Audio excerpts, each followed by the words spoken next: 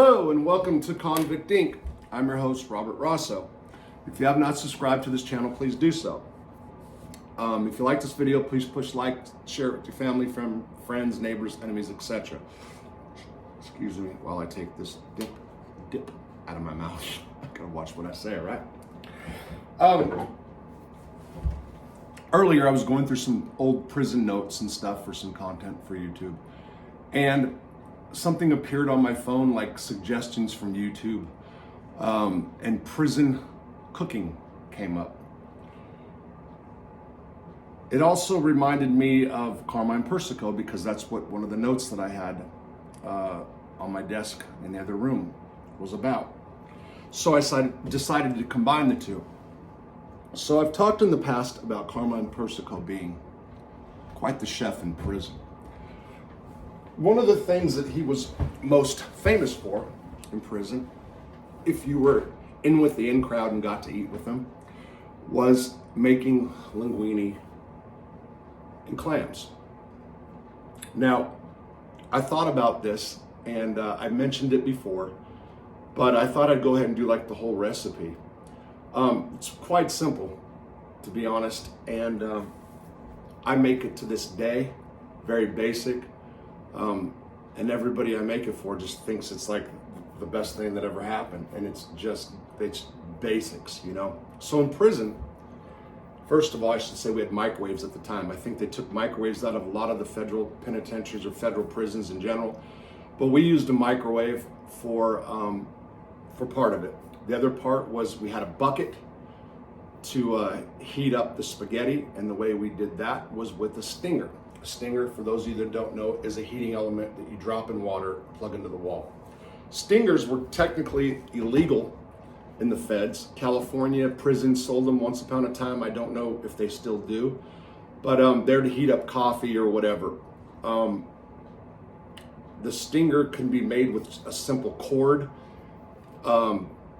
attached to metal ends, like a plate off the wall. Break it in half, two metal ends together, and drop it in the water. I know it sounds super dangerous, and I've been zapped by them before, but I usually made the spaghetti for Carmine and the crew, I guess you'd say.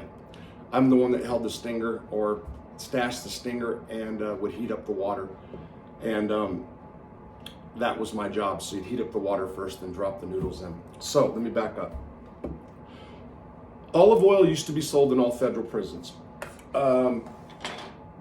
I think Butner FMC sold it the last, from what I remember, and you can buy olive oil and use it for whatever. Guys used to use it in Lewisburg for health benefits. There's guys that were on the olive oil kick, a spoonful of olive oil every day. Garlic was a big deal. We used to get raw garlic. Slowly but surely that faded out through the years.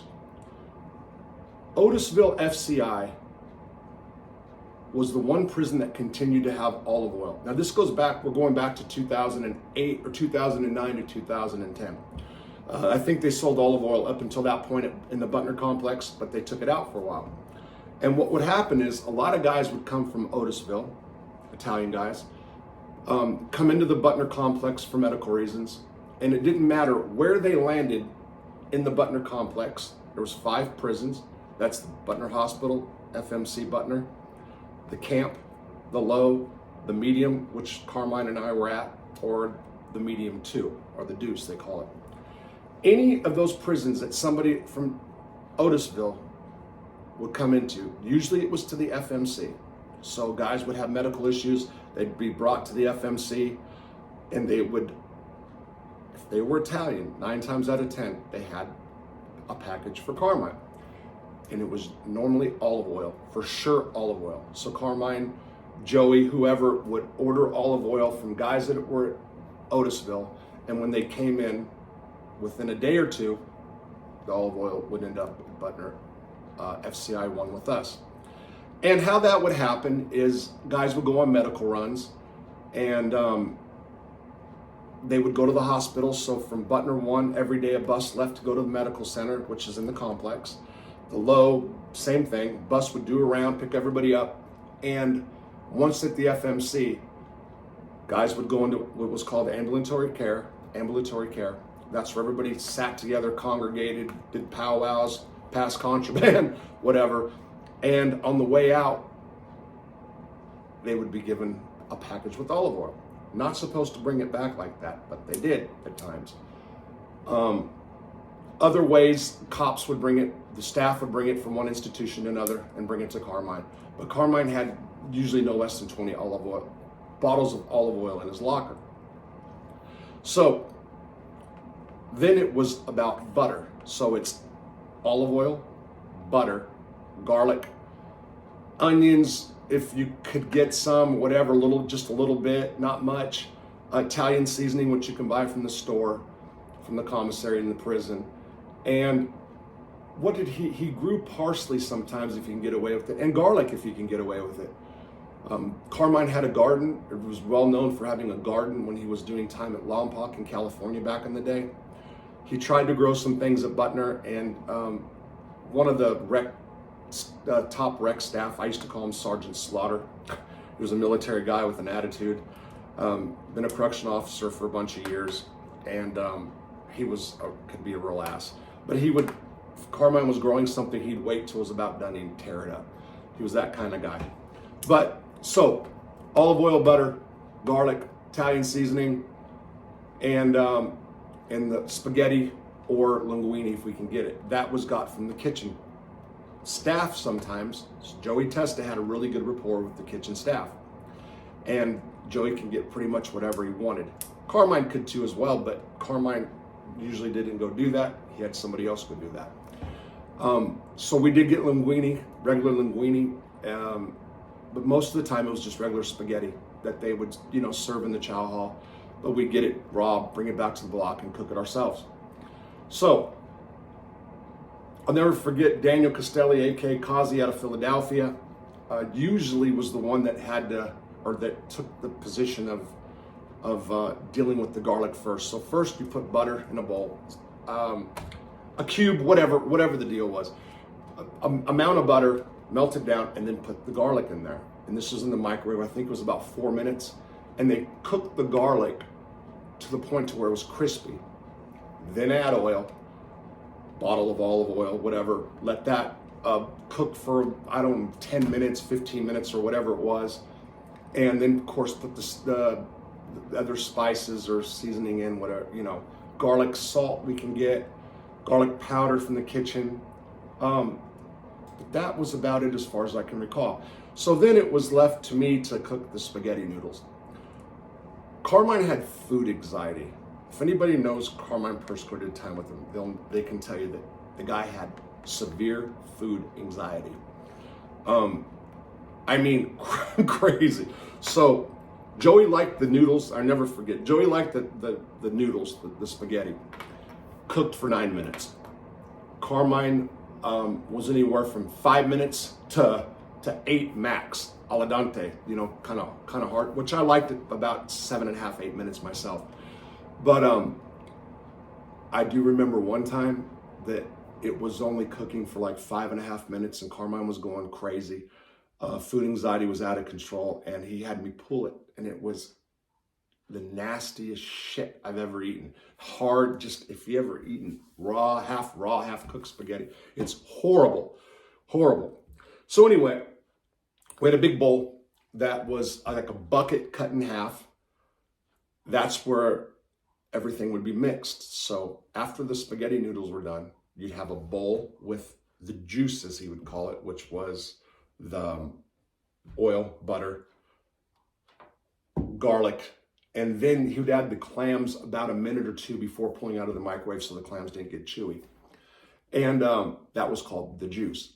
So then we'd put all the spaghetti in a big bucket and then pour over the top the juice, the good stuff.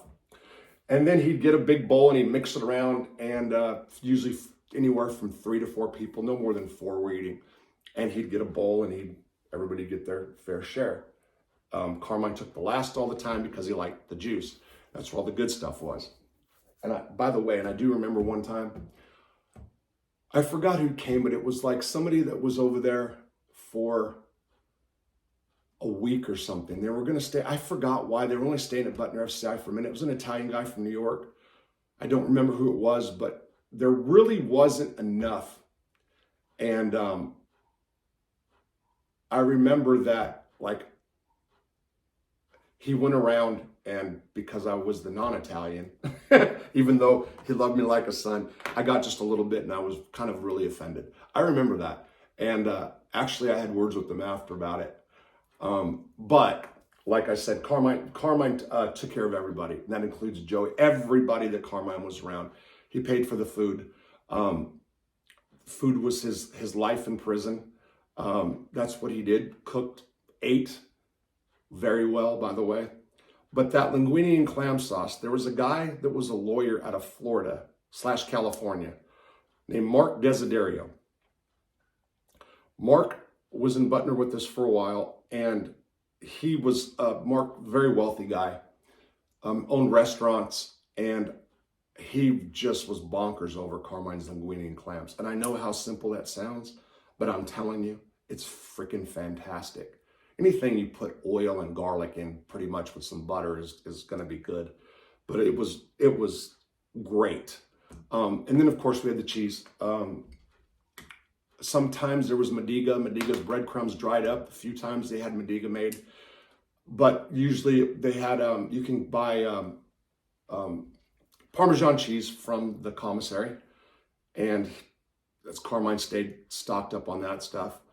And if you ever did this at home, and I've done this, I always put the spaghetti in a bowl by itself like he did, and then I pour stuff on top. It's way better because it really does, when you put a lot of cheese on it, it sucks up all that juice, moisture and stuff, and it gets a little bit dry.